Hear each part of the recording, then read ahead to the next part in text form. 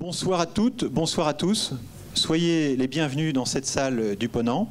Merci pour votre présence. J'ai le plaisir d'animer les débats.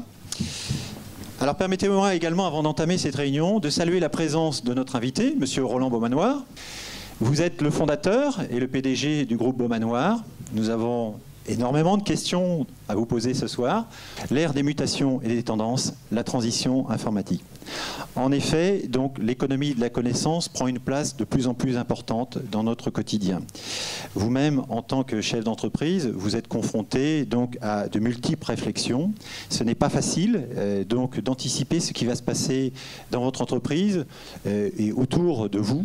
Ce n'est pas inné donc de faire des choix stratégiques, notamment en période de mutation. À quel moment vous vous êtes dit que l'entreprise avait pris son envol pour pouvoir la développer et l'emmener où elle est à ce stade? Entreprendre, c'est pas donné à tout le monde, mais c'est quelque part une chance pour ceux qui le font. À un moment qu'on est entrepreneur, on mange, on boit, on dort pour l'entreprise. Je suis dans un monde, comme vous tous, extrêmement concurrentiel.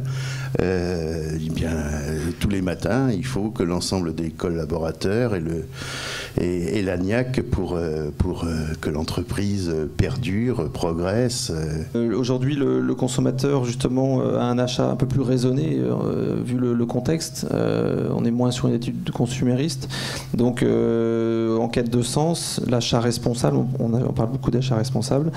On est toujours en réseau, donc l'information se diffuse très rapidement. En tant que consommateur, on participe plus donc à la politique des entreprises parce que par notre acte d'achat, on l'a mis en bas, on devient consommateur. Alors Marc, justement, les technologies de demain, c'est déjà aujourd'hui ? Nous vivons dans un monde où la technologie est omniprésente. L'évolution technologique, le développement économique et social sont intimement liés et ont profondément marqué l'histoire de l'humanité. Votre groupement, comme le groupe Beaumanoir, est avant tout un prestataire de services. La prestation de services la plus pertinente possible, la plus juste possible, la plus honnête possible, la plus éthique possible, sachant qu'à l'impossible, nul n'est tenu. On a focalisé sur 5 points particuliers, donc ça, après c'est ce qui nous semblait le plus représentatif. Donc on a premier point, la prise de conscience de l'écologie. Deuxième point, l'e-commerce qui est en plein essor. La maîtrise de son image, les services associés et les prestataires génération. Donc on va développer ces 5 points. On est dans une société où l'image et la communication sont prépondérantes. Ce fameux paiement sans contact qui arrive et qui...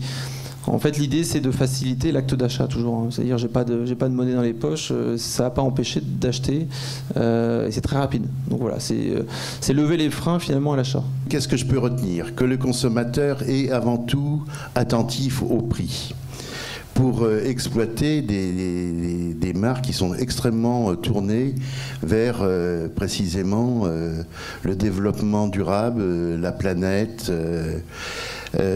l'écologie, la marque Bonobo, la maîtrise de l'image, effectivement, ça fait partie des nouveaux métiers qui se créent parce que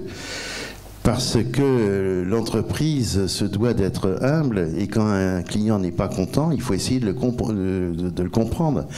Avant tout, il n'a pas forcément tort. Faut le prendre d'une manière extrêmement positive.